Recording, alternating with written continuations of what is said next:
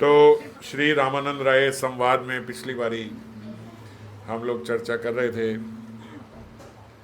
श्रीमन महाप्रभु ने रामानंद राय को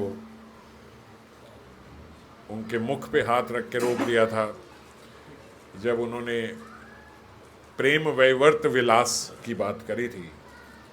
और डिटेल में तो नहीं, थोड़ा शॉर्ट में ही हमने प्रेम विवर्त विलास को जाना था।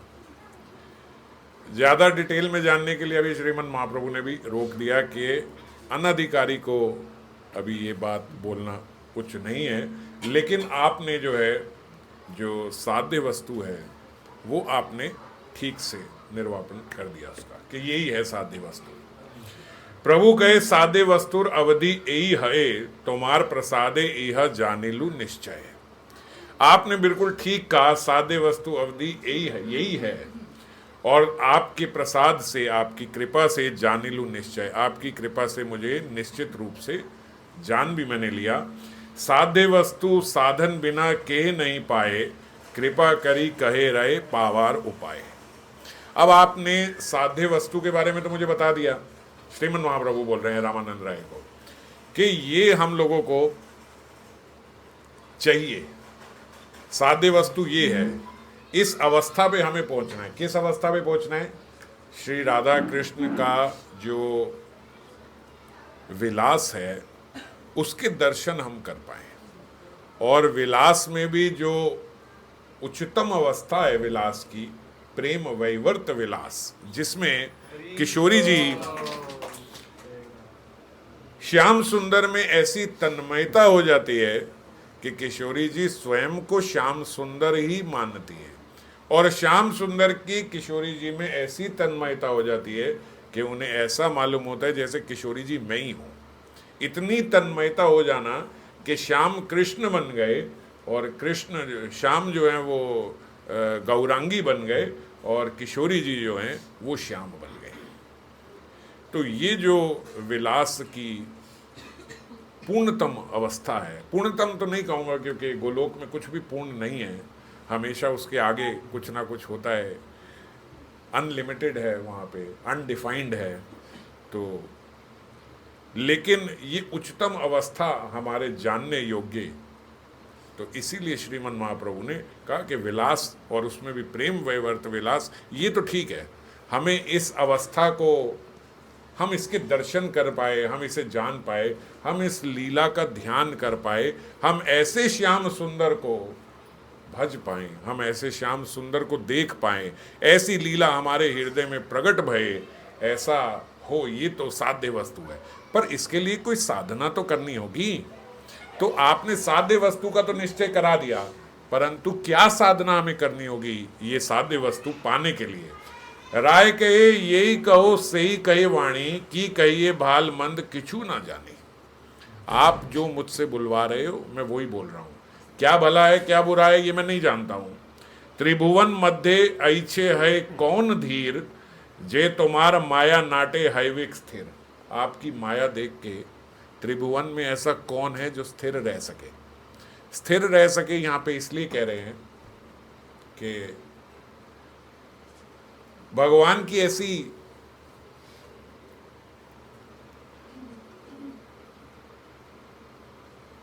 ऐसी माया है भगवान की, इसमें योग माया की बात करें, अभी महामाया की बात नहीं करें। आपकी ऐसी योग माया है, आप अपनी योग माया से ऐसे रूप बदल लेते हो, आप ऐसे इतने नादान, ऐसे इतने अपने आप को अज्ञे जान पड़ रहे हो कि जैसे मुझे कुछ मालूम ही नहीं है और कि आपने ही मुझे ये सब कुछ निश्चित कराया है। तो वो बोल रहे हैं त्रिभुवन में ऐसा कौन होगा जो आपके सामने धीर रह सके, मतलब जो अभी भी धीरता से देख सके कि सत्य क्या है और असत्य क्या है। क्योंकि आप जैसा नाटक कर रहे हो कोई भी तुरंत ये समझ जाएगा कि हाँ ये अज्ञे व्यक्ति और मेरे जैसे ज्ञानी से या मेरे जैसे भक्त से सब कुछ पूछ रहा है, मैं जैसे इन्हें सब कुछ बता रहा हूँ इन्हें कुछ पता नहीं है, आप तो ऐसा नाटक कर रहे हो। तो ये योग माया है, जब भगवान अपनी योग माया से भगवान अपना रूपांतरण कर लेते हैं और महामाया से हमारा रूपांतरण हो रहा है। तो वो बोल रहे हैं ऐसा कौन है जो आपके सामने धीर रह सके, मतलब जो आपके सामने भी वाइज रह सके, ये समझ सके कि नहीं मेरा कुछ नहीं है। हम देखो, हम जैसे महामाया से ग्रसित हैं हम, तो हमारी क्या अवस्था हो जाती है कि हम थोड़े से में ही समझ लेते हैं कि ये मैंने किया है, ये सब जो है ये मैंने इतना धन कमाया है, ये सब जो है ये मेरा घर है, इसमें भगवान ने क्या किया, ये तो मैंने खुद कमाया है, ये तो मेरी मेहनत है। ये कोई कहे ना आपने क्या, चलो भगवान की बड़ी, भगवान की कोई कृपा नहीं थी, इतनी विषम परिस्थिति थी, उस विषम परिस्थिति में मैंने लड़ा है, मैंने करा है, मैंने ये कि ऐसे तुरंत जीव बोलते घबराता नहीं है। तो ये यही बात को रामानंद राय कह रहे कि कौन स्थिर रह सकता है। और आपको एक बात बताऊं, महामाया जो है वो योग माया के साथ खड़ी करोगे तो महामाया छोटी पड़ जाती है, और हम तो महामाया में ही टंगे पड़े हैं, उसी से बाहर नहीं आ पा रहे। भगवान की जो योग माया है वो महामाया से बहुत ऊंची है, महामाया बहुत कम है, उसका प्रभाव जो है महामाया का वो बहुत कम है, योग माया का बहुत ज़्यादा है। योग माया का इसलिए भी ज़्यादा है क्योंकि योग माया स्वयं भगवान को बुला देती है कि आप भगवान हो। तो कितनी बड़ी हुई महामाया, तो हम जैसे कीट मकोड़ों को हिला रही है, और योग माया स्वयं भगवान को बुला देती है कि आप भगवान हो। माता यशोदा को, किशोरी जी को, सबको योग माया में जब भगवान करते हैं तो सब के सब आच्छादित हो, बलराम जी आच्छादित हो जाते हैं योग माया से। स्वयं भगवान वृंदावन में जान नहीं पाते कि मैं भगवान हूँ, तो योग माया तो ज़्यादा प्रभावी है। और वही योग माया आज श्रीमन महाप्रभु अपनी योग माया से ऐसे दिखा रहे हैं जैसे वो अज्ञ हैं, उन्हें कुछ मालूम नहीं है। पर रामानंद राय कह रहे हैं कि त्रिभुवन में ऐसा कौन होगा धीरे से, लेकिन आप ही की कृपा से मैं ये जानता हूं कि ये सब मैं नहीं बोल रहा हूं, ये सब आप बोल रहे हो। मोर मुखे वक्ता तुम्ही हो श्रोता, अत्यंत रहस्य शून्य साधनेर कथा। मेरे मुंह से जो बुलवा रहे हैं वो वक्ता भी आप ही हो, और मेरे मुंह से बुलवा के जो सुनने वाले श्रोता है सो भी आप ही हो। आप ही बोल रहे हो और आप ही सुन रहे हो, यही अत्यंत रहस्य है, और यही अत्यंत रहस्य जो है आप ही लोगों को जनवा रहे हो। राधा कृष्णेर लीला ए अति गुणतर, दास्य वात्सल्य आदि भावे ना है गोचर। अब जो श्रीमन महाप्रभु ने बोला था, कृपा करी कहे राय पावेर उपाय, साध्य वस्तु साधन बिना कहे नहीं पाए। साध्य वस्तु जो है किसी साधन से ही तो मिलती है। आपने साध्य वस्तु का तो निरूपण कर दिया कि ये साध्य वस्तु है। इसमें रामानंद राय ने बीच में सारे तत्वों का भी वर्णन किया था, जो मैंने पिछली बार आपको बताया कि हमने काफ़ी सारे श्लोक आगे आ गए हम, और हमने वो तत्वों की चर्चा नहीं करी, तो आप लोगों के लिए बड़ा बोरिंग हो जाता है वो तत्वों की चर्चा करना। हम सीधा रस तत्व पे पहुंच गए।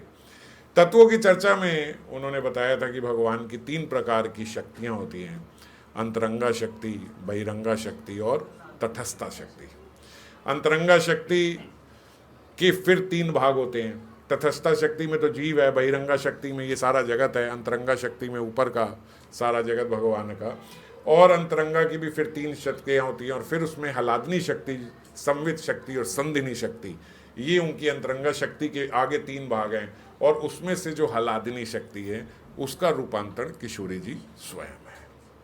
और फिर किशोरी जी में भी जो सखियाँ हैं सारी, उनमें महाभाव स्वरूपा, और फिर उनमें मादन आंखें, ये सारे तत्वों की चर्चा करते भये थे वो। और श्रीमन भगवान श्री कृष्ण के लिए बोला कि वो कौन है, वो धीर ललित हैं।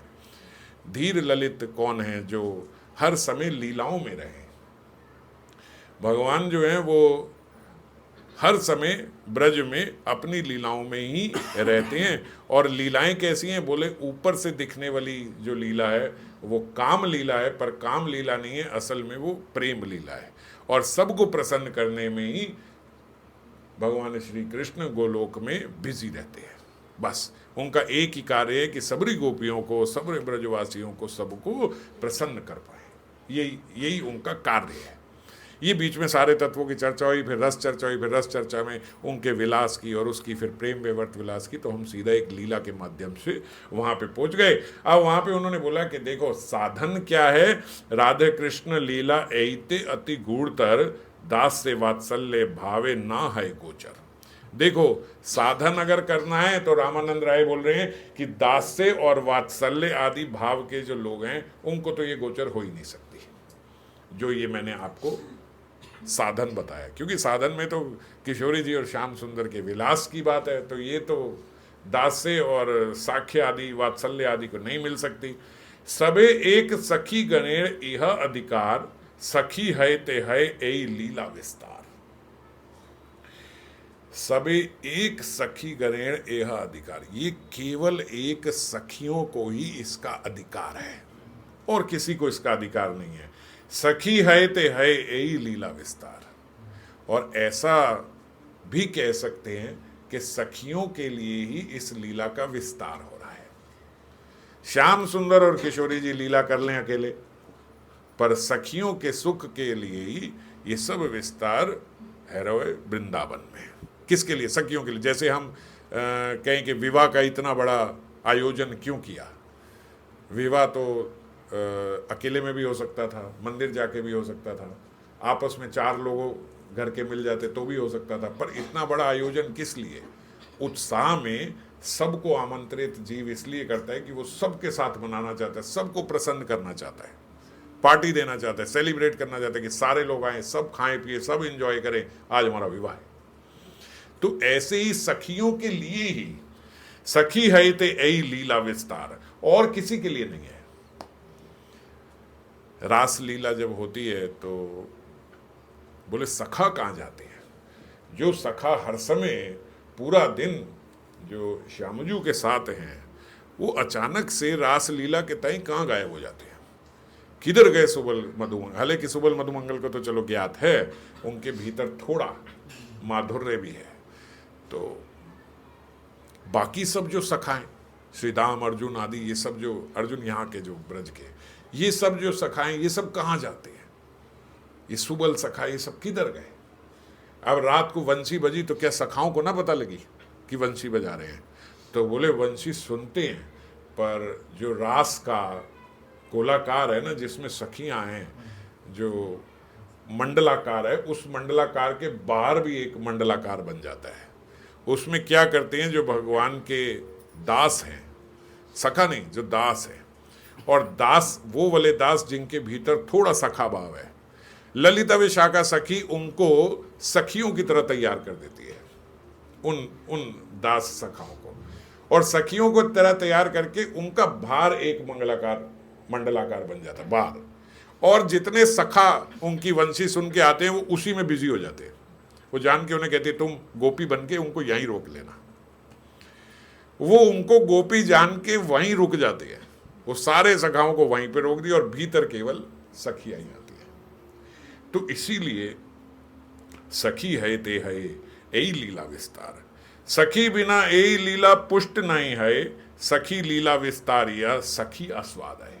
अब सारे साधन की बात हो रही है, तो इसलिए साधन में अब जो सखी भाव है, सखी भाव में ही मंजरी भाव है। अब इसकी बात कर रहे हैं कि केवल इन्हीं के लिए ये सारी लीला का विस्तार हो रहा है।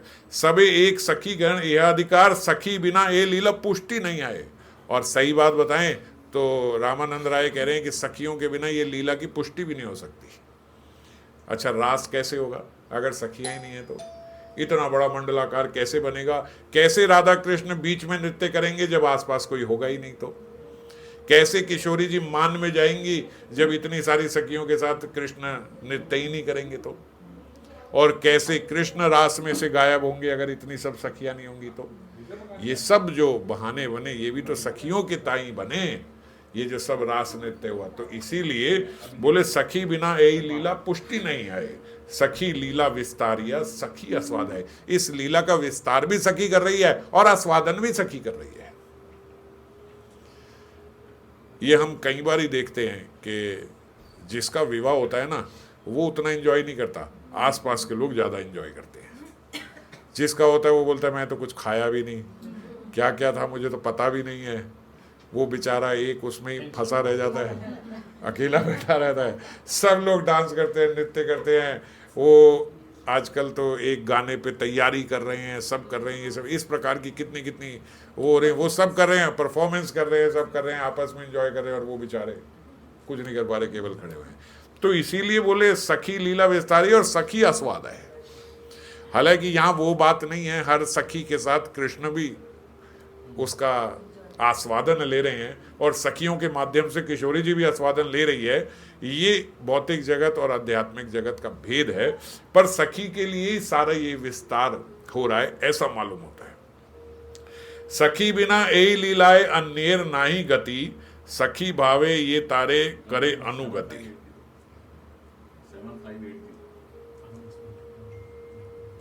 7580 गाड़ी 7580 यहाँ किसी के कौन सी कलर? उठवा दो। सखी बिना एई लीला अन्नेर नाही गति, सखी भावे ये तारे करे अनुगति।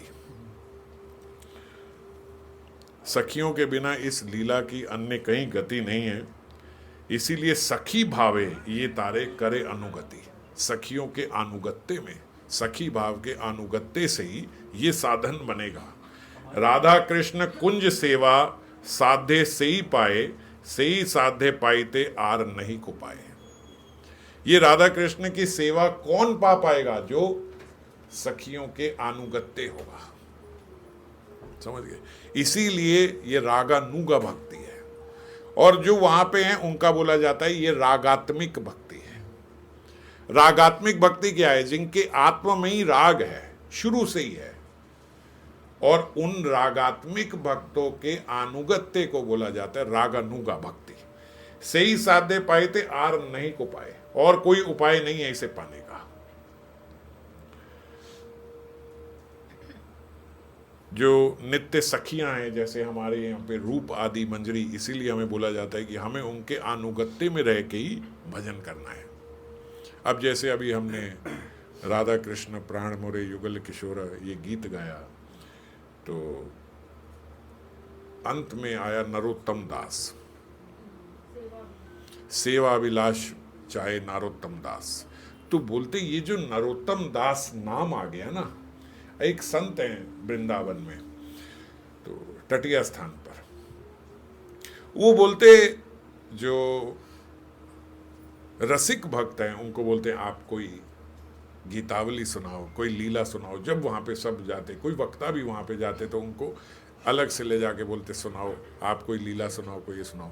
और अगर कोई गीत, कोई पद गाए और उसके अंत में सूरदास ना आए, उसके अंत में नरोत्तम दास ना आए, उसके अंत में ये सारे जो अष्ट छका हैं, जो अष्ट छाप हैं, इन सब का कुंभन दास जी का नाम ना आए, कृष्णदास जी का नाम ना आए, तो वो बोलते ये जो आपने सुनाए ये ना किशोरी जी को पसंद नहीं आया, ये श्याम सुंदर को पसंद नहीं आया जो आपने ये गाया। बोले क्यों नहीं आया?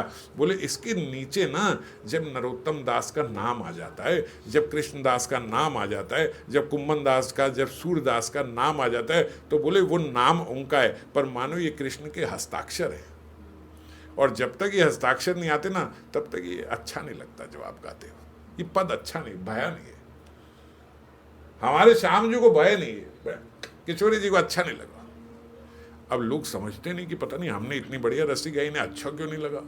और जब किसी के पद गाते थे, ये बड़ा सुंदर, प्रसन्न भाई किशोरी जी, तो लोग पहले हैरान होते, फिर बाद में बताया अरे आप तो। इसका कहने का तात्पर्य कि जब अनुगत्य में भजन किया जाता है, लीलाओं को मैन्युफैक्चर नहीं करना है यहाँ पे बैठ के, अपने मन धड़ंत फैक्ट्री नहीं चलाने की, भैया ऐसे होगा, ऐसे होगा, ये होगा। हमने एक पिक्चर देखी, हमने सोचा वो राधा कृष्ण अगर हो जाए तो ऐसी हो जाए, वैसी नहीं, ये सब नहीं।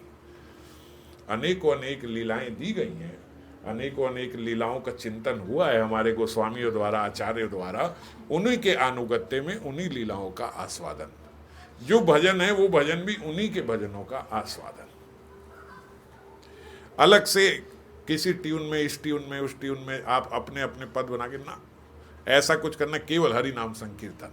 और जब पद गाने हो, जब ये गाने हो, तो उनके गाने का, इसको क्योंकि उन्हीं के अनुगत्य में, उन्हीं के भाव को पकड़ना है। अगर आप अपना करोगे आपको पता नहीं लगेगा किधर कहाँ आप अलग हो गए।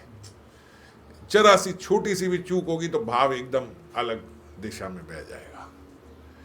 और जब हम राधा कृष्ण की लीलाओं का चिंतन करते हैं तो अनेकों अनेक भाव उन्हीं में हैं।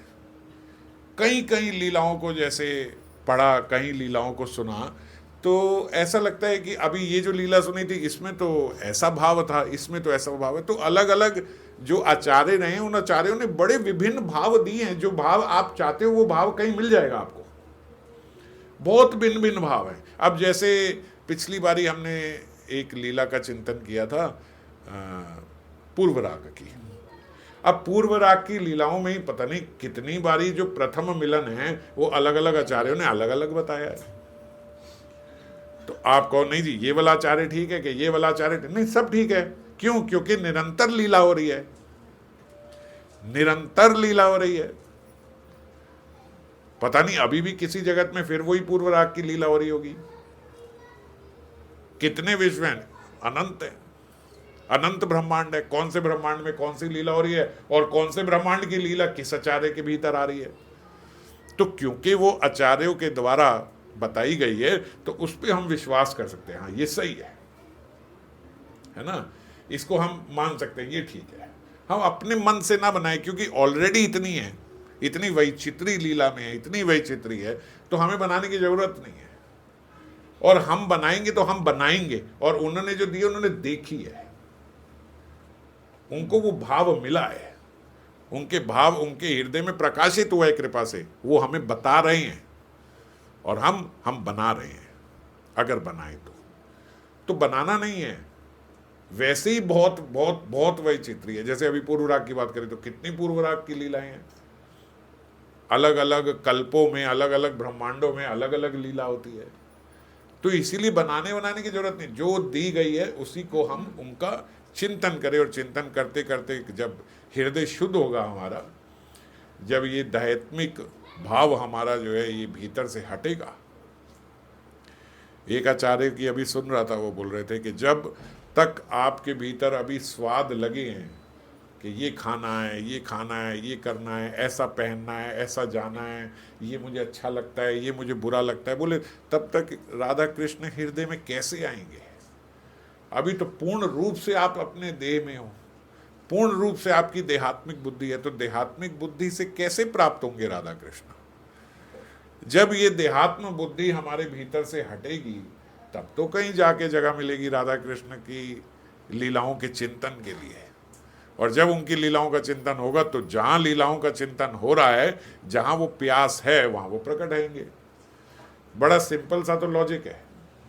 अगर आपके भीतर प्यास है, आप देखना चाहते हो, आ जाएंगे।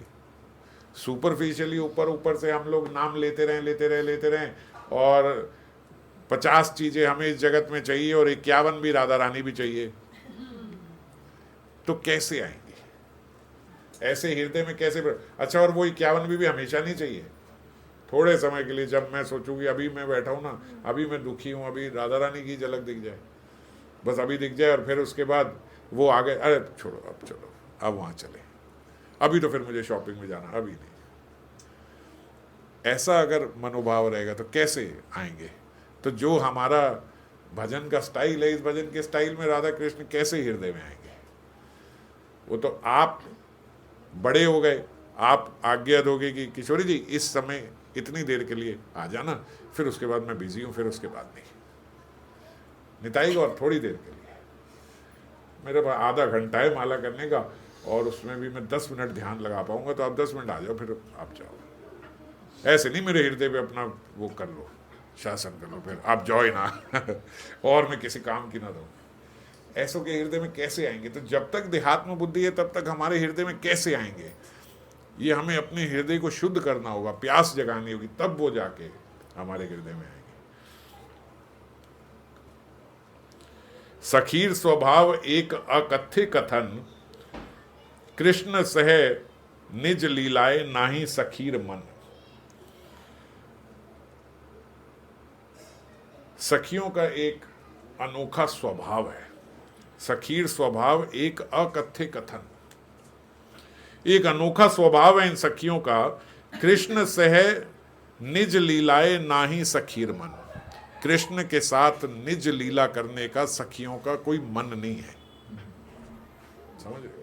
अकेले कृष्ण के साथ लीला करने का सखियों का मन नहीं है। ये एक अकथ्य कथन है। हम लोग एक बड़ी कॉमन गलत बात समझते हैं कि हम ये सोचते हैं कि जो सखियां हैं ना, ललिता विशाखा आदि सखियां, ये तो जो हैं इनका मन है कृष्ण के साथ संबंध बनाने का, मंजरियों का नहीं होता। ऐसा ही हम लोग सोचते हैं कि इनका तो मनोभाव होता है कि हम कृष्ण के साथ अकेले में संग करें, मगर मंजरियों का मन नहीं होता। पर यह बात गलत है। ललिता, विशाखा आदि जो सखियां हैं उनका भी मन नहीं होता कृष्ण के साथ अकेले संग करने का, मंजरियों का भी नहीं होता। ये दोनों में कॉमन है, दोनों किसी का भी मन नहीं होता, किसी सखी का मन नहीं है। पर जब किशोरी जी, अब इसमें देखो आएगा, कृष्ण सह राधिकार लीला जे कराए, निज सुख हईते ताते कोटि सुख पाए। कृष्ण सह राधिकार, कृष्ण के साथ राधा रानी की लीला जे कराए, निज सुख हईते ताते कोटि सुख पाए। निज सुख, अपना निज जो कृष्ण के साथ मिलन का सुख है, उससे कोटि गुना ज्यादा सुख मिलता है जब कृष्ण के साथ राधा रानी का मिलन कराती है। कौन? सखियां और मंजरियां दोनों। जब वो राधा रानी के साथ, अभी कहीं सखी मंजरी अलग नहीं है, दोनों की बात करी जा रही है। जितनी भी सखियां हैं, जो अष्ट सखियां हैं, जो उनके अंडर सखियां हैं, जो उनके यूथ की सखियां हैं, वो सबरी सखियां भी राधा कृष्ण का ही मिलन करा के कोटि सुख पाती हैं। और बल्कि यहाँ बात अभी मंजरी नहीं, सखियों की हो रही है। तभी उन्होंने बोला निज सुख हईते ताते कोटि सुख पाए। निज सुख की जब बात कर दी तो निज सुख तो मंजरियों का होता ही नहीं, ये तो होता ही सखियों का है। राधार स्वरूप कृष्ण प्रेम कल्पलता, सखीगण है तार पल्लव पुष्प पाता। राधा रानी का स्वरूप कैसा है? वो कृष्ण प्रेम की कल्पलता है, वो लता है, और उस लता पे जो पुष्प निकल रहे हैं वो सारे पुष्प पल्लव आदि जो पत्ते हैं, जो पुष्प हैं, वो सखियां हैं। तो जब आपको जल देना होगा तो पत्ते पे जल दोगे या लता पे जल दोगे? उसकी लता पे, उसकी शाखा पे हम जल देंगे तो उस लता के माध्यम से सारे पत्ते और सारे पुष्प जो हैं वो पुष्ट हो जाएंगे। ऐसे ही बोला सखियां जो हैं वो किशोरी जी की कल्पलता के पुष्प हैं, पल्लव हैं, पत्ते हैं, फूल हैं। जब किशोरी जी प्रसन्न बहती हैं तो सारी की सारी सखियां भी प्रसन्न हो जाती हैं। कृष्ण लीला अमृत यदि लता के सिंचय, कृष्ण लीला अमृत से जब वो लता का सिंचित होता है, जब वो लता सिंचित होती है, उसका सिंचन होता है, निज सुख हईते पल्लव आदिर कोटि सुख पाए। और जो पत्र पल्लव हैं, जो पुष्प हैं, उनको कितना आनंद मिलता है, वो कृष्ण लीला से कोटि सुख पाए। किशोरी जी से भी 100 गुना अधिक सुख प्राप्त होता है जब वो किशोरी जी का मिलन कराते हैं। यद्यपि सखीर कृष्ण संग में नाही मन, अब ये बात समझो जो मैं समझा रहा था। यद्यपि सखीर कृष्ण संग में नाही मन, तथापि राधिका यत्न करान संगम। चाहे जितनी भी सखियां हैं उनका कृष्ण के साथ निज संग करने का मन नहीं होता, तथापि राधिका यत्न करान संगम। किशोरी जी यत्न करके उनका संगम कराती है। अब यहाँ पे जो मंजरियां हैं और सखियां हैं उनमें भेद आ जाता है। अभी तक भेद नहीं था, कोई भी संग नहीं करना चाहती सखी निज में, पर जब किशोरी जी यत्न करके उनका संग कराती हैं तो जो सखियां हैं वो किशोरी जी के यत्न से संग कर लेती हैं, और जो मंजरियां हैं वो किशोरी जी के यत्न से भी संग नहीं करती। यहाँ भेद है। इतनी आगे जाके थोड़ी अलग होती एंड में। शुरू में बिल्कुल सेम भाव है, मगर हम लोगों के अंदर एक गलत कंसेप्ट था कि हम सोचते हैं कि नहीं सखियां तो तत्पर हैं, अगर सखियां तत्पर होंगी तो फिर किशोरी जी के साथ उनका एक संबंध वैसा रहेगा ही नहीं। फिर तो निज सुख आ गया, जब निज सुख आ गया तो फिर तो वो ब्रज भाव ही नष्ट हो गया, है ना। तो निज सुख है ही नहीं, वो किशोरी जी को ही आनंद देना चाहती है। और किशोरी जी कहे कि वो आनंद लेना चाहती है ना, वो सखियों को आनंद देना चाहती है। पर मंजरियों में क्या बात है, मंजरी किशोरी जी के देने के बाद भी वो कहते नहीं ये नहीं चाहिए, ये हम नहीं कर सकते, आपके अलावा स्वामी हम किसी को देख भी नहीं सकते, आपके संग देख सकती है, पर आपके बिना तो कृष्ण भी नहीं चाहिए। यहां आके मंजरियां अलग होती हैं उनसे। नाना छले कृष्ण प्रेरी संगम कराए, आत्म सुख संग हईते कोटि सुख पाए। और ऐसे नहीं कि सीधे सीधे जो हैं वो किशोरी जी यत्न करती हैं तो वो उनका आपस में मिलन हो जाता है, सीधे सीधे नहीं। नाना छले, नाना छले मतलब कई कई प्रकार से यत्न करना पड़ता है। बहुत बहुत प्रकार से कृष्ण को भी लोभायमान करती हैं और बहुत बहुत प्रकार से सखियों को भी लोभायमान करती हैं कृष्ण के प्रति। इतना यत्न करती है किशोरी जी, क्यों? कह रहे तुम भी तो संग, पुरस्कार के रूप में कि जाओ जाओ जाओ तुम भी उनके साथ संग करो, जाओ जाओ जाओ तुम उनके साथ जाओ, ऐसे यत्न करती हैं। अन्यो अन्य विशुद्ध प्रेमे करे रस पृष्ठ, तो सबार प्रेम देखी कृष्ण है तुष्ट। और कृष्ण कैसे प्रसन्न होते हैं? अन्यो अन्याय विशुद्ध प्रेमे करे रस पृष्ठ। जब श्याम सुंदर देखते हैं कि इनका अपने लिए नहीं दूसरे के लिए इतना ललायित रहती हैं ये संग कराने के लिए। किशोरी जी जो हैं वो सखियों के साथ और सखियां जो हैं वो किशोरी जी का, तो अन्यो अन्य विशुद्ध प्रेमे करे रस पृष्ठ। मुझे आनंद कब मिलता है? जब मैं इसके रस की पुष्टि कर दूं। इसको आनंद कब मिलता है? जब वो इसके रस की पुष्टि कर दे। इसको कब मिलता है? जब वो इसके जब श्याम सुंदर ये देखते हैं, ता सवार प्रेम देखी कृष्ण है तुष्ट। यही देख के कृष्ण जो है अन्यो अन्य गोपियों के साथ आस्वादन करते हैं, अन्य अन्य गोपियों के साथ लीला करते हैं। किस कारण से? क्योंकि उन्हें जो ये इतनी यत्न करके एक दूसरे के साथ संग करा रही हैं, उनका ये जो इतना सेल्फलेस प्रेम है, ये देख के श्याम सुंदर को आनंद होता है। ऐसे नहीं है कि वो बोले हाँ हाँ चलो चलो आज मेरा नंबर, नहीं नहीं आज मैं जाऊंगी, आज मैं नहीं, ये नहीं है।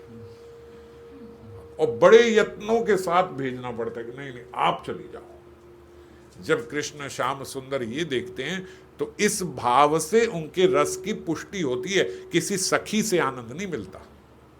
समझ गए? किशोरी जी का जो इतना भाव है इसको भेजने का, वो किशोरी जी के इस भाव के कारण वो सखी से वो पुष्ट होते हैं, उनके रस की पुष्टि होती है। केवल भावों से ही कृष्ण के रस की पुष्टि होती है, ध्येय से रस की पुष्टि नहीं करा सकते हम। सहज गोपीर प्रेमे नाहे प्राकृत काम, काम क्रीड़ा साम्य तार कहीं काम नाम। इसीलिए जो गोपियों का ये सहज जो प्रेम है, ये ना ही प्राकृत, ये प्राकृत काम की तरह नहीं है। अभी अभी जो हमने चर्चा करी, प्राकृत काम ऐसा होता है क्या? प्राकृत काम में तो जीव अपना देखता है, स्व सुख देखता है, पर यहां केवल कृष्ण सुख, तत्सुख सुखम। और उसमें क्या है? उसमें तो हम केवल स्व सुख के पीछे भागते हैं। काम क्रीड़ा साम्य तार कहीं काम नाम। अब क्योंकि काम क्रीड़ा उसके साम्य है तो इसलिए इसका नाम काम है, पर प्राकृत काम से ये बहुत अलग है। निज इंद्रिय सुख हेतु कामेर तात्पर्य, कृष्ण सुख तात्पर्य गोपी भाव वर्रे। गोपी भाव क्या है? जो सारे कार्य कृष्ण सुख के लिए करती है। और यहां का काम क्या है? जो निज इंद्रिय सुख हेतु किया जाए, जो अपनी इंद्रियों को पुष्ट करने के लिए किया जाए, वो कार्य क्या है? वो काम है, जो अपनी इंद्रियों की पुष्टि के लिए किया जाए। और जो कृष्ण सुख के लिए कार्य किया जाए उसको बोलते हैं, इसी को बोला जाता है गोपी भाव वर्रे। गोपी भाव क्या है? जिसमें हर कार्य केवल कृष्ण सुख के लिए, केवल ठाकुर जी आपके आनंद के लिए। गोपियों को अलग कर दिया, गोपियों को विलग कर दिया, गोपियां रो रही हैं, पर कभी भी गोपियां ब्रज छोड़ के द्वारका नहीं जा रही। क्यों नहीं जा रही हैं? क्यों? ठाकुर जी आप छोड़ के गए हो ना, ले जाना होता तो आप ही संग ले जाते, पर आप छोड़ के गए हो तो हमें छोड़ के जाने में ही आपका आनंद है रोए तो कोई बात नहीं, तो फिर हमारा आनंद इसी में है। चाहे कितनों विलग हो जाए, कितनों विरह हो जाए, कितनों अश्रु बह जाए, कितनों बार कोटि बार दिन में मर जाएं, लेकिन फिर भी आपको आनंद है रो तो यही ठीक है। इसीलिए भाग के नहीं जा रही वहां पे। कोई बोले क्या सखियों को द्वारका का रास्ता नहीं आता था? क्या मथुरा नहीं जा सकती थी? सब जा सकती थी, पर क्योंकि आप ही छोड़ के गए हो तो आपका आनंद है वो उसमें कि आप हमें छोड़ के चले गए, तो ठीक है, फिर आप आनंदित रहो।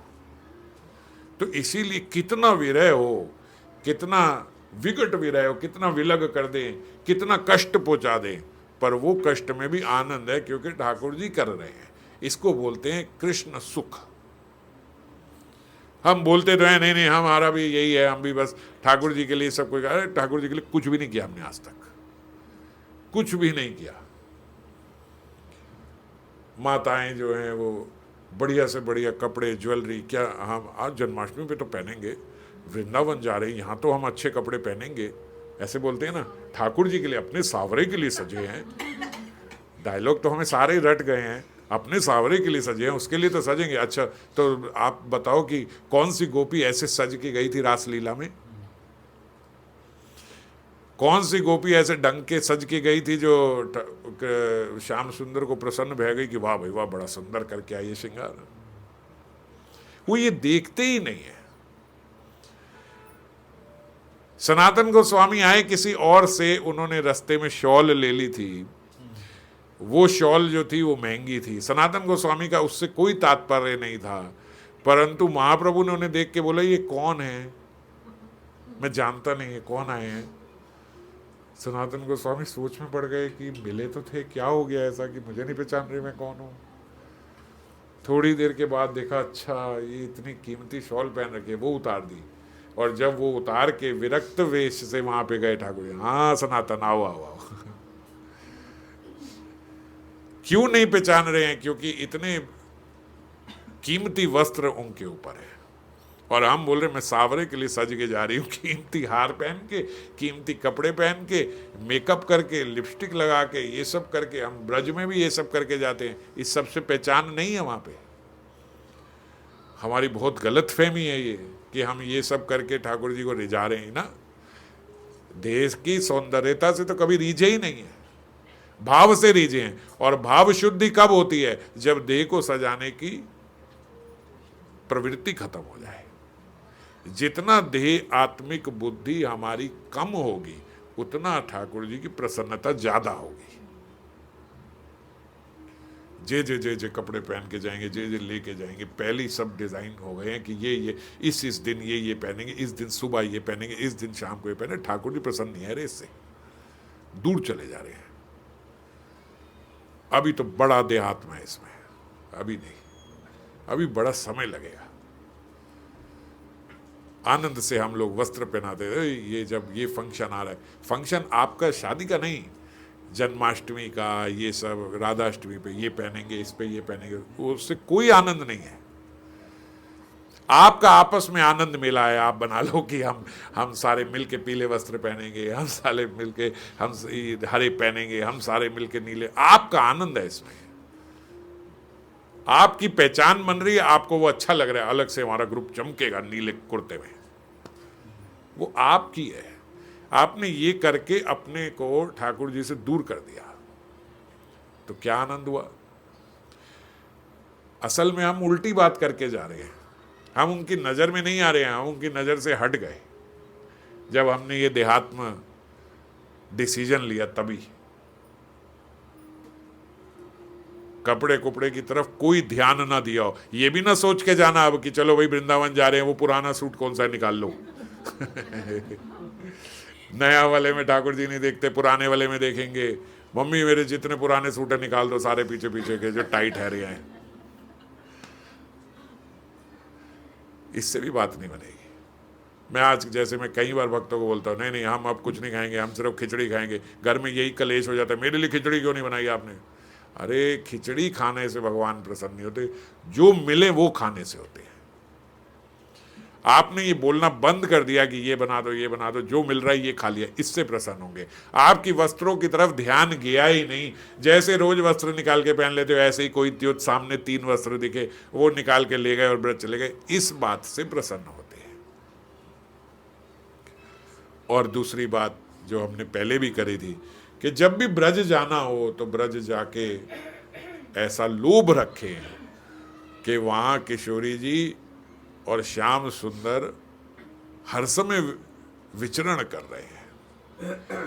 किशोरी जी से प्रार्थना हृदय से चलती रहे, किशोरी जी कोई ऐसी झलक मिल जाए कि मुझे ऐसा आभास हो कि आप यहीं थे, कोई ऐसा अनुभव हो जाए कि मेरे को आपके दर्शन हो जाए, चाहे मुझे आपके चरणन की दिव्य सुगंध है जाए, चाहे मेरे कान में आपके नूपुरन की आवाज आ जाए, चाहे मेरी दृष्टि के आप अगोचर हो जाओ, चाहे आपका जो सुनहरा वर्ण है वो मेरी आंखों के सामने आ जाए, श्याम सुंदर आपका नील वर्ण मेरे को दिख जाए, आपके चरणों की छाप मुझे दिख जाए, कोई तो ऐसा हो जाए, कोई ऐसा अनुभव हो जाए कि मुझे लगे कि किशोरी जी यहीं थी। आप किसी के घर जाओ, चले तो गए, आपका अधिकार है, आप उसके घर जा सकते हो, पर जिसका घर आप जा रहे हो वो आपसे मिले भी ना, और 2 दिन बाद आप लौट के आ जाओ, तो आपको कैसा लगेगा? अच्छा लगेगा? और हम इतनी बार ब्रज गए और हमारे मन में इच्छा भी नहीं हुई कि जो ब्रज जिनका घर है किशोरी जी, श्याम सुंदर, इनसे मिलन हो जाए, ऐसी इच्छा भी नहीं हुई। हम अपना गए, अपना खाया पिया, अपना पिकनिक मनाया और आ गए। इस भाव से यदि गए तो कैसे वो मिलेंगे? आपको तो बुरा भी नहीं लग रहा, हमारी स्थिति तो बहुत खराब है। यहाँ पे हम किसी के घर जाएं वो ना मिले तो बुरा लगता है, वहां हम गए वो नहीं मिले, हमें बुरा भी नहीं लग रहा। क्यों? क्योंकि हमारी मंशा भी नहीं थी कि आप मिलो, हम सोच के भी नहीं गए थे कि आप मिलो। आपका कोई मित्र है, उसकी बड़ी अच्छी बड़ी प्रॉपर्टी हो 2-4 एकड़ की, आप वहाँ जाओ, अपना खाना पीना खाओ, एंजॉय करो, आ जाओ, आपकी इच्छा भी ना रहे कि वो मिले, कोई बात नहीं, उसकी प्रॉपर्टी एंजॉय करके आ गए, तो आपका कैसा स्वभाव माना जाएगा इस जगत में? Most selfish. ऐसे दोस्त तो होने ही नहीं चाहिए, ऐसे संबंधी तो होने ही नहीं चाहिए।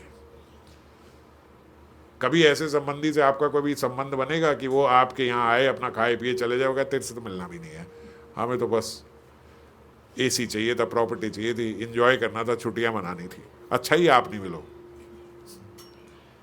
और हम ब्रज जाते हैं तो इसी भाव से जाते हैं कि हम जाएं, हम अपना खेले कूदे, वो मिले ना मिले कोई बात नहीं, हमारी इंजॉयमेंट होनी चाहिए। टिक्की मिले गरम, वहाँ पे लस्सी मिले, ये मिले, इसका हमारा भाव रहता है। तो इस भाव से यदि हम गए तो कैसे किसी दिन राधा कृष्ण मिलेंगे, कैसे? और हम बोलते हैं कि हम कौन हैं? हम तो जी रागा नूगा भक्त हैं और सबसे उज्जवल रस मंजरी भाव के उपासक हैं, हमसे ऊपर कोई नहीं है। एक बार को यशोदा मैया भी नीचे है वात्सल्य में, ललिता विशाखा भी नीचे है हमसे, हम तो उससे भी ऊपर के भाव में है। ऐसा मन में अहंकार है कि नहीं है? कितना मिथ्या अहंकार हम लोगों के भीतर भरा हुआ है। और हैं क्या यहाँ के कीट मकोड़े जिनका राधा कृष्ण से कोई लेना देना ही नहीं है, दूर दूर तक। तो बहुत बहुत दूर है, हमारा भाव जो है वो बहुत अलग है। 360 डिग्री बदलना होगा हमें। अगले सप्ताह ही हम लोग जा रहे हैं, तो इसीलिए अनिवार्य है इस भाव को समझना और इस भाव को लेके जाना। किसी के भीतर ये भाव ना आवे कि हम लोग यहाँ से कचौड़ी खाएंगे, हम लोग इस ढाबे से आलू के परांठे खाएंगे, हम लोग यहाँ रुके, कोई भाव ना है। जैसे आप लोगों की सबकी व्यवस्था होती है वैसे व्यवस्था हो जाएगी। जब जहाँ खाना मिले वहाँ तब खाना खा लेंगे। कोई ये ना है कि भाई आए हाय दोपहर को हमने खाना, अरे सुबह का खाना लेट हो गया, अरे सब खाना ही खाने जाना तो भैया 60 किलोमीटर आगे आगरा चले जाओ, ताजमहल भी दिखेगा और शाहजहाँ तुम्हारा ख्याल रखोगा वहाँ पे। श्याम सुंदर के यहाँ जाना हो तो बिल्कुल विलग होके कि अपने देहात्मा से गए। खाना जितना जब आपको तो मिल ही जाएगा, व्यवस्था रहती है, व्यवस्था रहती है, तो जितनी जहाँ व्यवस्था है ये वाला खाना नहीं खाएंगे, ये इसमें मिर्ची ज़्यादा होती है, ये वाला खाना नहीं, ये फीका देता है। ब्रज में जाके भी ये भाव रखा तो आपने साइन कर दिया कि किशोर जी मिलना भी मत, हमें मिलना है भी नहीं। जब आपने खाने की बात कर दी कि ये यहाँ खाना है, ये कम नमक वाला था, ये ज़्यादा मीठा था, ये वाला ठीक है, वो वाला ठीक है, तो आपने मानो साइन कर दी कि आप मिल भी मत जाना। इतना दुर्व्यवहार है अगर हम ऐसा करें तो। तो इसीलिए इस भाव को समझना बड़ा जरूरी है। मैं सोच के नहीं आया था ये बात, पर अब हो रही है तो ठीक भी लग रही है, क्योंकि अगले सप्ताह ही जाना है, तो सबको ये बात समझना चाहिए। और अगर ऐसा हमारा भाव रहेगा तो जो सही हमारा साध्य है जाने का, वो हमारे हृदय में स्थापित होगा। तो किस लिए आए हैं फिर यहाँ, अगर अच्छा खाना पीना नहीं है, ये सब नहीं करना, चटपटे नहीं मारने, हमने आपस में एक दूसरे के साथ कोई, हमने सामाजिक तौर पे कोई हंसी मजाक नहीं करना, तो हम ये यहाँ किस लिए आए हैं? हम किशोरी जी का वो भाव लेने आए हैं, हम एक अनुभव लेने आए हैं। ज्यादा से ज्यादा हमारा कथा श्रवण में रुचि हो, ज्यादा से ज्यादा कीर्तन करने की रुचि हो, एकांत में अपना नाम स्मरण करने की रुचि हो, उनके दर्शनों को देख के प्रार्थना हो कि दे दो, एक दिन रह गया, एक ही दिन रह गया, आज तो कुछ अनुभव दे दो, एक झलक दिखा दो। और यूं नहीं कि आपको मिल जाए तो अपना झंडा फहराते हुए, देखो तुम्हें मिला किसी को, मुझे मिल गया ये, मैं वहां गया, मेरे अभी मन में था ही किशोरी जी कुछ अनुभव दे दो, अनुभव दे दो, वहां से पुजारी जी आए, मेरे गले में हाथ डाल दिए, ये देखो, लो लो सुखो। ये नहीं, अगर आपके भीतर कोई अनुभव है, अपने भीतर रखो, प्रदर्शन नहीं करो उसका। हमारी देहात्म बुद्धि, किशोरी जी थोड़ा हमें भाव देती हैं, थोड़ा प्रेम देती हैं, उस प्रेम को भी हम प्रदर्शन कर करके फिर उसको देहात्म में पूरा डिबो लेते हैं। अरे नहीं, आपको तो बता ही सकते हैं, ये तो सब अपने ही नहीं, एकदम अपने अपने पे ही रखो। ज्यादा भावों की चर्चा होनी नहीं चाहिए, अपने अनुभवों की ज्यादा चर्चा होनी नहीं चाहिए। आपका अनुभव है, अपने निज संभाल के रखो। ये वो संपत्ति है जो अगर आप अपने के भीतर संभाल के रखोगे तो वो और संपत्ति को आकर्षित करेगी, और अगर आप उसका प्रदर्शन करोगे तो खत्म हो जाएगी। आपने कितने पैसे अपने पास संभाल के रखे हैं, अलग से बताते हो किसी को जाके? इतने मैंने अलग करे हुए हैं। जितनी माताएं हैं वो अपने पति से भी बचा के रखती हैं, उसी के निकाल के उसी से बचा लेती है कि इसको पता ना लगे। नोटबंदी में लाखों माताएं ऐसी सामने आ गई थी, ये देखो। तो अपना जो निज धन है, छोड़ा सा ये जो यहाँ के पैसे हैं, जब ये आप नहीं किसी को दिखाना बताना चाहते, तो फिर ये क्यों बताते हो ये मेरा अनुभव हुआ? नहीं बताना चाहिए। कोई एकांत में किसी भक्त के साथ आपकी चर्चा है रही हो, इसी बात में दोनों एक दूसरे के साथ इष्ट गोष्ठी कर रहे हो, उसमें आपने बता दिया, बात अलग है। दो भक्त एकांत में चर्चा कर रहे हैं, आपस में एक दूसरे के साथ रस चर्चा ही हो रही है, उसमें आपने अपने आत्म भाव का थोड़ा बताया, उस दूसरे भक्त को भी थोड़ा अनुभव देने के लिए, उठाने के लिए, वो बात ठीक है, चलो समझ में आती है। पर सब के सब 10-15 बैठे हो और आप प्रदर्शन कर रहे हो कि ये ऐसे ऐसे होता है, तो आपने मानो जो कृपा हुई थी उस कृपा को भी आपने पूरा देहात्म के कुएं में डाल दिया और पक्का कर दिया कि भैया मैं इसके लायक नहीं हूं, किशोरी जी मेरे साथ न करना, मेरे साथ करोगे सबके सामने ऐसे बताऊंगा। बहुत खराब बात है। तो इसीलिए हम किस लिए जाएं ब्रज में, ये भाव हमारे भीतर है, इसीलिए जा रहे हैं।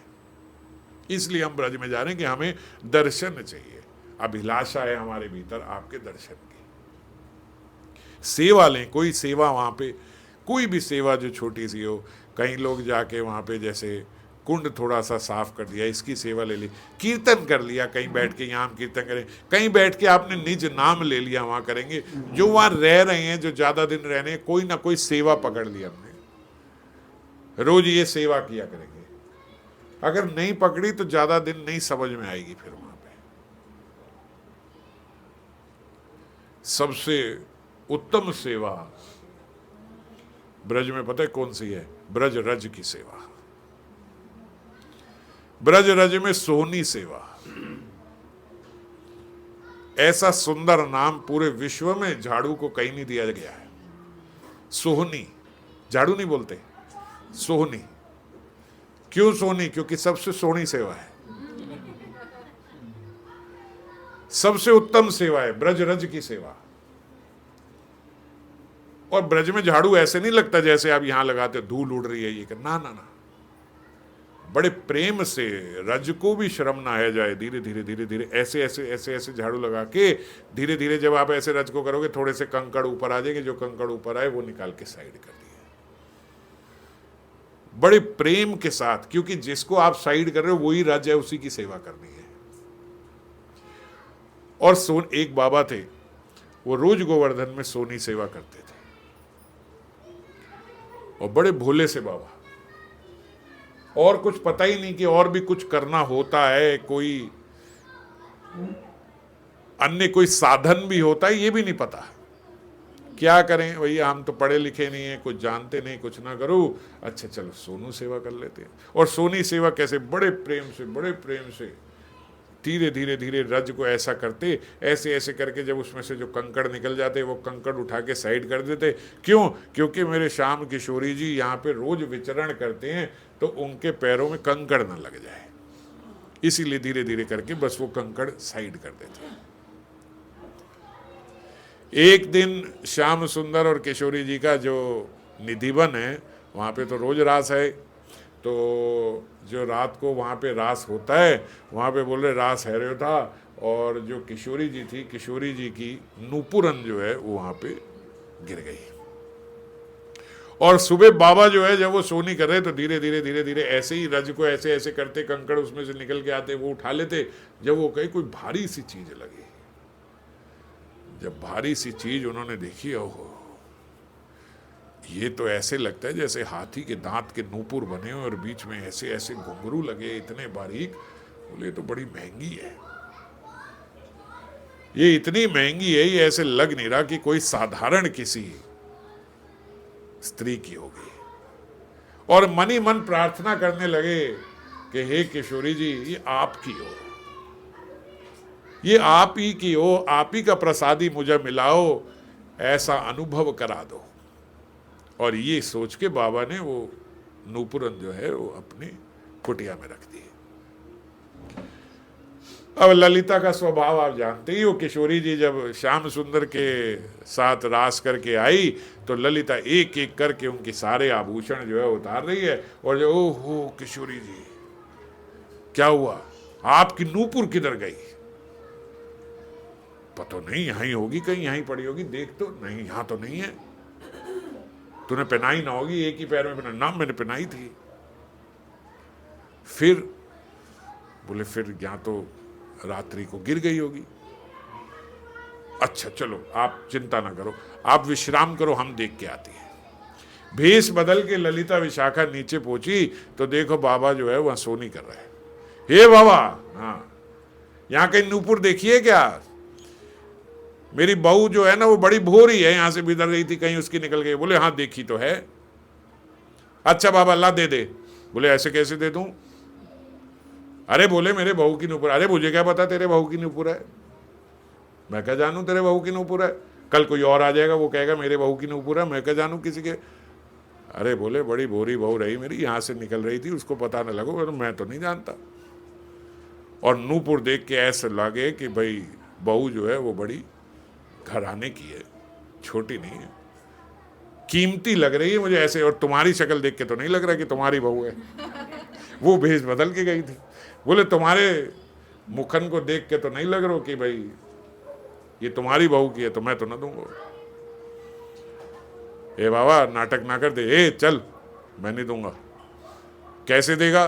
बोले अपनी बहू को लेके आओ। जब मैं तुम्हारे बहू के चरणन में देखूंगा, एक नूपुर तो तुम्हारे पास भी है ना, जब मैं देख लूंगा एक चरणन में एक नूपुर उसने पहन रखी है और एक ये नूपुर मेरे पास है, मिलान कर लूंगा, अगर मिलान होगी तो मैं दे दूंगा। ललिता ने कहा बाबा बड़ा सुथरो है, बड़ा चालाक है ये। अब भक्त जो होते हैं ना, बाबा भोले हैं, वो इस जगत में तो भोले होते हैं, लेकिन कृष्ण भक्त बड़ा चतुर। जब बात लीलाओं की आती है तो पूरे भाव में निकल आते हैं वो भी। ऐसे तो ना दूंगा।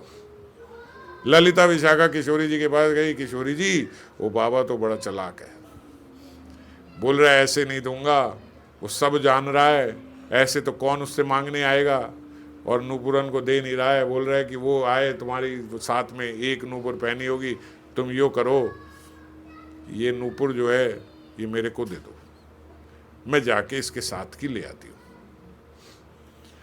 किशोरी जी कही भाई तू जाएगी, वो फिर कहेगा कि पहन। अच्छा, किशोरी जी के चरणन की नूपुर ललिता अपने चरणन में पहन ना सके, क्यों पहनेगी, उनके चरणों की अपने चरण से नहीं लगाएगी। बोले तू हाथ से लेके जाएगी, वो फिर अरे तुम चिंता ना करो, तुम मेरे को नूपुर दो, मैं लेके आऊंगी, कैसे नहीं लेके आएगा। अब भेष बदल के ही जा रही है ना ललिता विशाखा सखी, तो भेष बदल के बाबा, ए बाबा हाँ ये देख हम दूसरी नूपुर लेके आए हैं, ये इसके साथ की दे दे, देखने में मिला ले। बाबा ने देखी, बाबा ने कहा मुझे तो चोर लगे तू, ये चोरी करके लाई है तू किसी की, तेरी शक्ल देख के तो ना लग रहा है इतनी बहुमूल्य तेरे पास होनी चाहिए। बाबा देख के तो तेरी शक्ल भी ना लगे कि तेरे पास होनी चाहिए। बाबा बोले कोई मैंने तो चोरी ना करी, मैंने तो यहाँ से उठाई है, मैं तो बोल रहा हूँ मेरे पास है। तो वो बोल रही मैं भी दिखा रही हूँ मेरे पास। बोले तू चोरी करके लाई है और इसीलिए तू मेरे से दूसरी मांग रही थी, अगर तेरी बहू है तो बहू के चरणन में होनी चाहिए थी, दिखा दे मेरे को। और बाबा बोले तूने इसलिए नहीं पहनी क्योंकि तेरे ये नाप की है नहीं, ठीक है, इसलिए तू हाथ में चोरी करके लाई है, तुझे तो अब बिल्कुल नहीं दूंगा। ललिता ने कहा ये बाबा जो है ये देगा नहीं। फिर गई किशोरी जी के पास, किशोरी जी थोड़ा श्रम तो है वो, मगर आपको ही चलना पड़ेगा। और किशोरी जी तो चाहती हैं, वो तो कृपा करना चाहती हैं,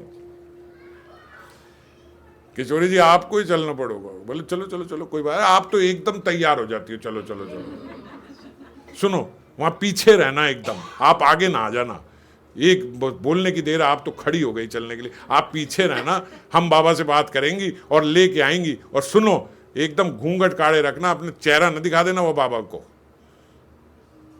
ठीक है चलो। किशोरी जी को एकदम पीछे रखा, हे बाबा ये बहू आ गई मेरी, देख ले। बोले बहू के चरणन में वो है का नूपुर? बोले हाँ बाबा देख। थोड़ा सा किशोरी जी ने लहंगा उठाया, वो समझ गई तो किशोरी जी। बाबा के देख के रोंगटे खड़े हो गए, मूर्छन को आने लगे, लेकिन रुक गए बाबा। बाबा बोले ये मेरी नजरें कमजोर है, मुझे ठीक से दिख ना रहा है, और अपनी बहू को इधर लेके आ, जरा थोड़ा पास लेके आ। बाबा तू जान रहा है क्या? बोल रहा हांडी ना फोड़ तेरे सर पे, लेके आ, चल वहीं से दे, ज्यादा सुथरा बन रहा है कि इनको दे दे। बोले बाबा ना दे रहा, फिर मैं जा। अरे मुझे दिख नहीं रहा है, मैं बूढ़ा आदमी हूं, मेरे को थोड़े ना नजर में आ रही है।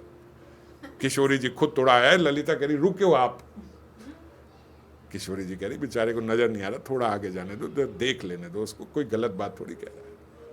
थोड़ा सा किशोरी जी आगे बढ़ी, बाबा कहे अभी भी नहीं दिख रहा मुझे, पास आओ। ललिता बोले ब्रज मारे जो मारू तेरे को, नहीं पास लो। किशोरी जी थोड़ा, और ललिता हाथ पकड़े, आप रुक जाओ यहीं पे, बाबा आप देख ले। बाबा बोले रुक जाओ। वो दूसरा नूपुर लेके आया। मैं क्या जानूं कि ये नूपुर इनके चरणन का ही है, मैं पहना के देखूंगा, जब मैं पहना लूंगा तो मुझे लग जाएगा पता कि भैया इनके नाप का ही है, ये इन्होंने पहना ही इन्होंने। बोले बाबा तू बढ़ता ही चला जा रहा है। बोले मैं बड़ा बूढ़ा आदमी हूं, मुझे क्या तुम्हारी बहू से लेना देना। और बाबा समझ गई हैं तो किशोरी जी। किशोरी जी वहीं पे खड़ी हैं, ए बिना छुए पहना दे। बोले ऐसे कैसे पहना दूं, मैं इतना झुक भी नहीं पाऊंगा। किशोरी जी आप चरण जो है मेरे यहाँ रख दो, थोड़ा नेक ऊपर कर लो, इतना नीचे में जा नहीं पाऊंगा। और किशोरी जी ने बोलते जो ही चरण उनके उस पे रखे, ओ हो उनके चरणन को हाथ लगा के बाबा मूर्छित रहने को लगे।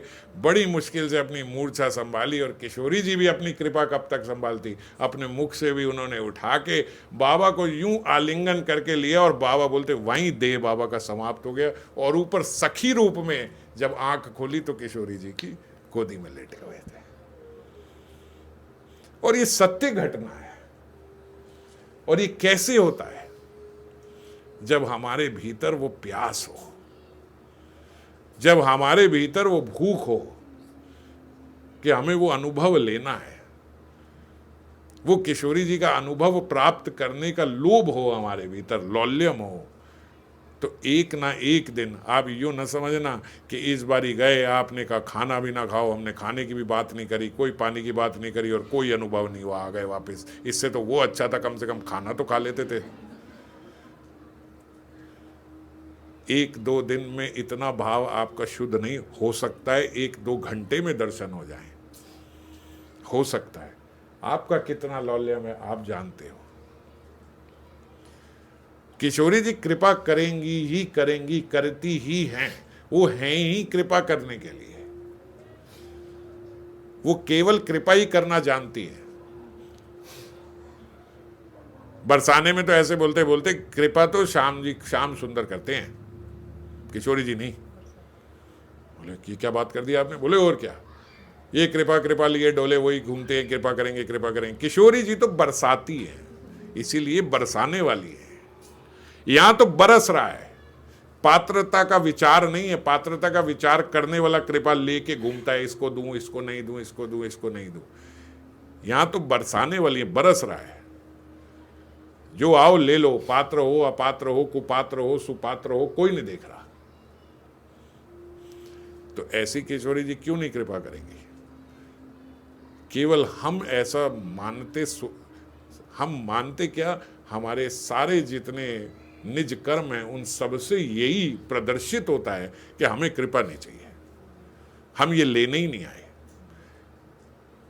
इस वस्तु के ताए आए नहीं हम यहां ब्रज में। तो जब यही सोच के जा रहे हो तो क्या करें किशोरी जी? देने वाला भी नहीं दे पाएगा अगर आप सोच रहे हो कि मैंने लेनी ही नहीं, मैं इसलिए आया ही नहीं यहाँ पे, ये तात्पर्य ही नहीं था मेरे आने का, ये विचार ही नहीं था मेरे भीतर के मुझे कृपा चाहिए, तो कैसे मिलेगी कृपा? तो देने वाला भी कैसे देगा? और देने वाला दे भी दे तो आप उसके प्रति अंधे बने हुए हो, क्योंकि आपको चाहिए। अनुभव है भी रहे तब भी आपको कोई मतलब नहीं है, क्योंकि आप तो अपने निज सुख में आनंद ले रहे हो। तो इसीलिए अब जब भी ब्रज जाएं तो ब्रज भाव से, ब्रज भाव से। आपने छुट्टी पे जाना है, शिमला जाओ, मसूरी जाओ, आप जाते ही हो नैनीताल इत्यादि, यहां जाओ छुट्टी पे। हालांकि भक्त जो हैं वो तो वहां पे भी भगवान के दर्शन की अभिलाषा रखते हैं, वो इस जगत के सारे सौंदर्य में भगवान की कृपा, भगवान की ही छवि देखते हैं। और अभक्त जो हैं वो ब्रज जाके भी उसको नैनीताल बना देते हैं। वो वहाँ पे भी वेकेशन का भाव ही रख के वहाँ पे पहुँचे और कुछ लेना नहीं चाहते। तो इसीलिए अब जब भी ब्रज भाव, ये सखी भाव की हम बात कर रहे हैं और ब्रज भाव तक हमारे भीतर नहीं है, तो ये सखी भाव को अगर हमें अंगीकार करना है तो किस प्रकार से हमें रहना है, किस प्रकार से हमें ब्रज जाना है। ब्रज के बारे में मैं ज़्यादा किस प्रकार से ब्रज जाना है इसलिए बोल रहा हूँ क्योंकि अगले सप्ताह ही जाना है, तो सब ध्यान देके आज से ही मन में लौल्यम हो कि जा रहे हैं तो कृपा मिल जाए। आप वहां तो विचर ही रहे हो ना, एक अनुभव मिल जाए। आपका विचरण ऐसा तो नहीं है कि मेरे लिए आपको करना पड़ेगा ना, वहां तो आपका विचरण हो ही रहा है। ब्रज में तो आपका नित्य वास है ही, आप रोज आते ही हो, रोज आपकी रासलीला वृंदावन में है ही रही है। तो मुझे थोड़ा सा अनुभव हो जाए, ये तो कोई बड़ी बात नहीं है, बहुत छोटी सी बात है। भारती और सागर रत्ना के भीतर नहीं होंगे ये अनुभव, ये ब्रज की गलियों में होगा, ये ब्रज की गलियों में होगा, होटल के एसी रूम में नहीं होगा। जब बाहर निकल के एकांत में साधना करोगे तो होगा। ऐसा लौल्यम करते हुए एक मंदिर से दूसरे मंदिर जाते हुए भी सतर्क रहें कि कहीं कोई अनुभव है जाए, कहीं मिल जाए, दिख जाए, कुछ तो हो जाए। कैसे ढूंढना है? बोले मानो जैसे ब्रज में आपका छोटा लालो गुम गया, गुम गया बच्चा, अब कैसे गलियों में घूमोगे? ऐसे बावरे हुए घूमते हैं वहां पे भक्त की, यहां कहीं दिख जाए तो दिखेंगे, समझ गए? तो ऐसा भाव लेके हम ब्रज में जाएं, प्रयास करें कि हमेशा हमारा यही भाव रहे। तो शीघ्र अतिशीघ्र हमें श्री राधा कृष्ण का अनुभव होगा, दर्शन होगा, और अपने हृदय में भी उनकी लीला का दर्शन हम लोग कर पाएंगे। तो बाकी आगे रामानंद राय संवाद की चर्चा अगले सप्ताह करेंगे। जय राधा।